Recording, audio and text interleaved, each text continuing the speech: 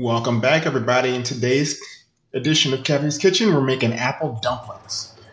First, you're going to start by peeling your Granny Smith apples. I chose, my green apples because I love them so much more than the red apples, but we're peeling off the skin, so I guess it really doesn't matter which apples you use. If you're new to the channel, I just wanted to say welcome to Kevi's Kitchen. If you love this video and you think it's providing something beneficial for you, or you think I'm kind of cool, just smash that like button for me and don't forget to subscribe. You're going to put your peeled apples in cold water to keep them from oxidizing and turning brown on you.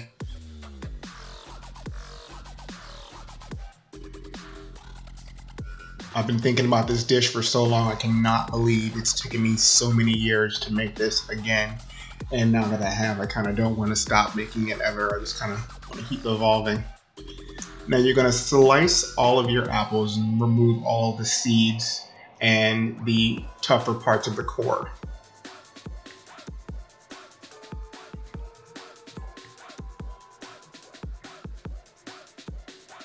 Kind of makes you want to go bobbing for apples. Nah, not so much.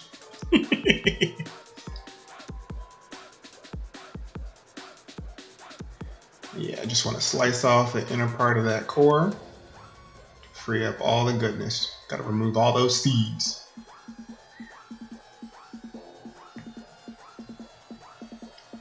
Hope you guys are doing great out there in the YouTube world, finding things to do to keep you occupied, things to cook to keep you fed. I mean, why not? You gotta eat.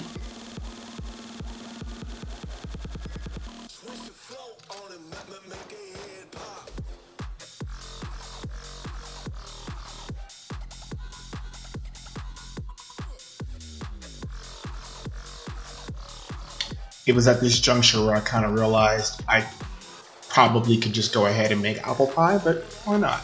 This will work better.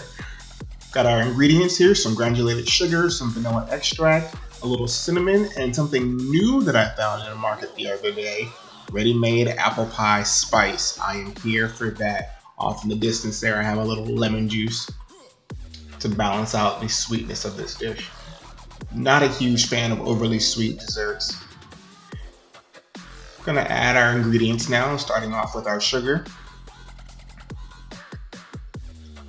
Then our vanilla extract. Let's move this a little closer.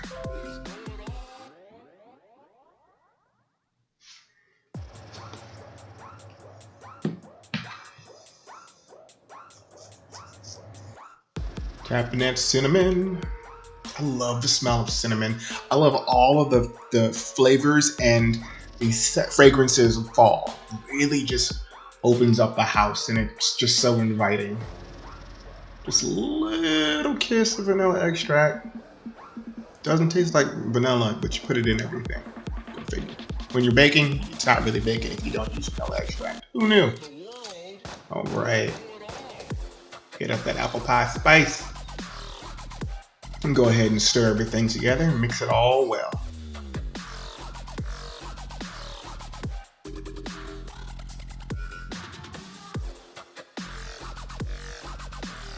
Mixing it real good, mixing it real good.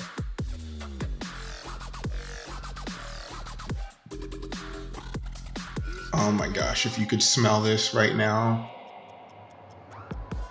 If this was like already like baked and ready to go, feed me. I am here for a time-saving, ready-made dough. Like, I don't have time to be kneading dough and getting it together, rolling it out, letting it relax just to make this. So I'm here for PILLSBURY. Thank you for these crescents. You're gonna roll out your dough and separate everything. They've got the perforated edges on them already. Just a little light tear and you're good to go.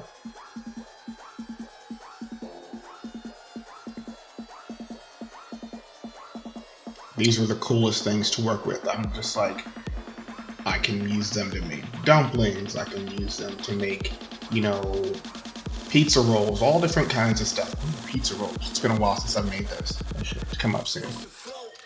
All right, now we're gonna start with the fat side of this particular crescent, and you can put in as many apples as you think will fit per dumpling. 3 is a good number, good rule of thumb.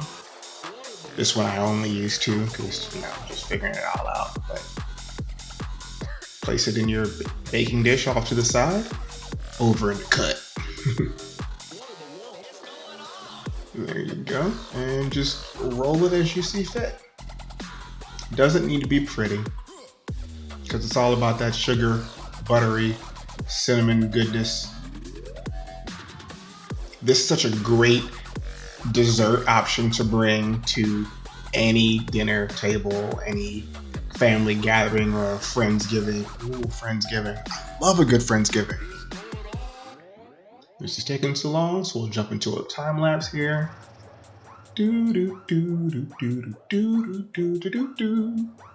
Bonus points if you know what that's from. Rolling, rolling, rolling apple dumplings. All right. Nothing goes to waste in my kitchen. So we have our dumplings already ready to go. Just gonna take all of your apples and, you know, just press them in them nooks and crannies, and then put all those juices all over. Drench it real good.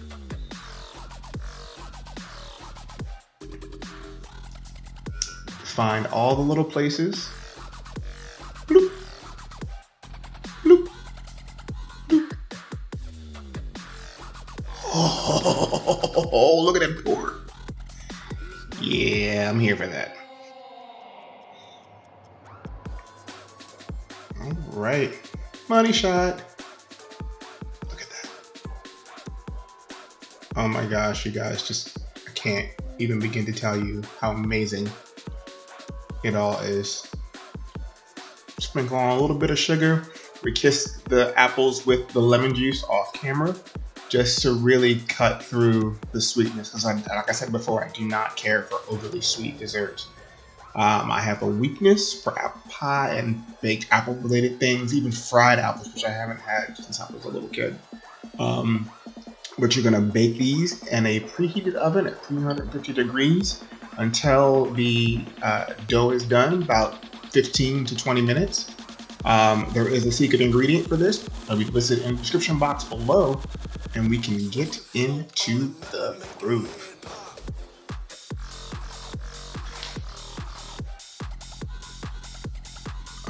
How could I forget?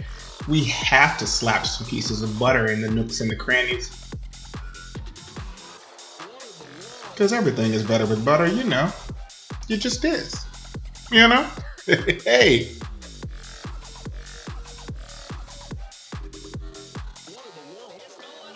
Nooks and crannies. Just slapping the butter off and they just slap it in there.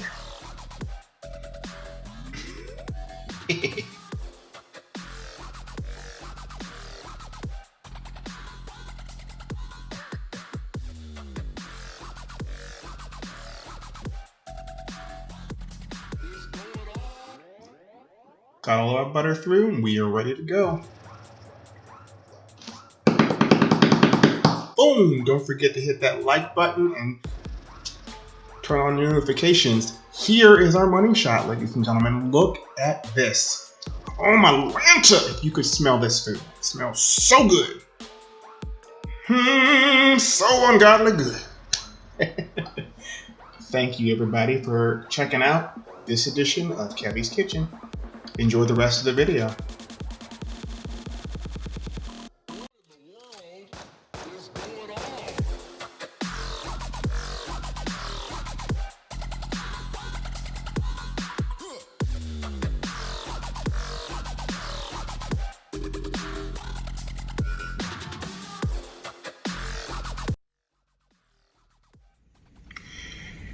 Here we have it, everybody. Look at this. This angelic baked apple dumpling ball of goodness. I need it in my life. Cue the food face.